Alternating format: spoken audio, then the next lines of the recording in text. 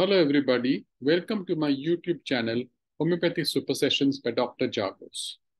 Today we'll be doing Roberts chapter 30, Sycosis, part 1.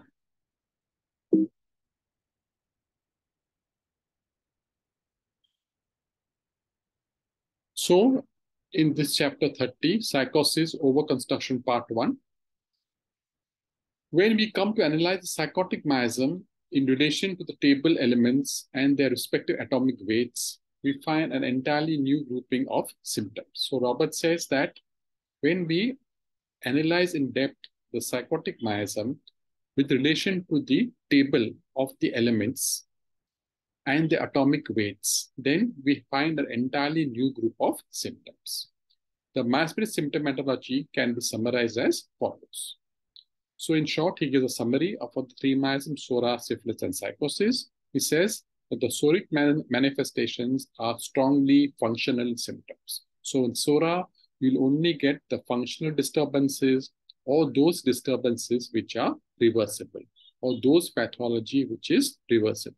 Generally, only functional disturbances take place. There is no irreversible pathology. Or in case any pathology is there, it is always reversible. So the psoric manifestations, strongly functional symptoms. In the syphilitic manifestations, you get ulceration, destruction of tissue, even with the bony tissue. So in syphilitic manifestations are manifested by the hallmark is destruction and degeneration. So ulceration, destruction, degeneration, destruction of what? Of tissues, and even the bony tissues are seen.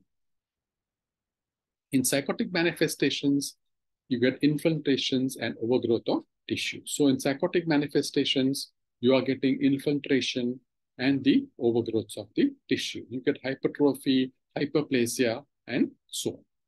So just to remind you, in psoric manifestations, functional disturbances, in syphilitic manifestations, total destruction and degeneration, and in psychotic manifestation, hypertrophy, hyperplasia, edema, infiltration, and overgrowth of the tissue.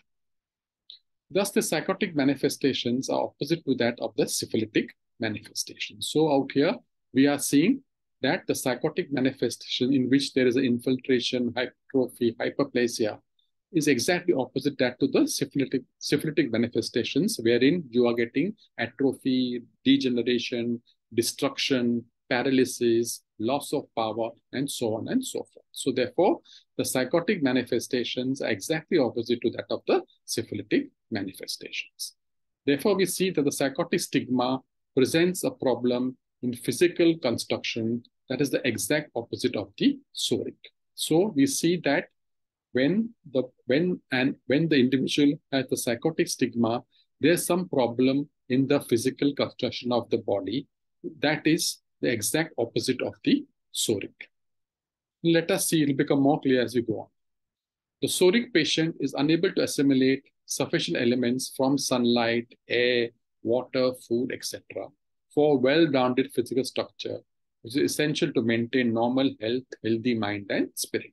So the psoric patient is unable to assimilate all the good nutrients which are available from sunlight, air, water, food, etc., which is essential for the physical structure as well as to maintain a normal, good health in mind and body. The psychotic patient is too susceptible to the available constructive elements he seizes upon and assimilates them to the point of the overgrowth of the tissue. But in the psychotic patients, they are very susceptible to whatever constructive elements are available, and it assimilates to the point of overgrowth and tissue. So in the psoric stigmata, there's an inability to assimilate the food, the air, the sunlight, or the nutrients from all these important sources. Whereas in the psychotic stigmata, there is an assimilation, but the point of overgrowth.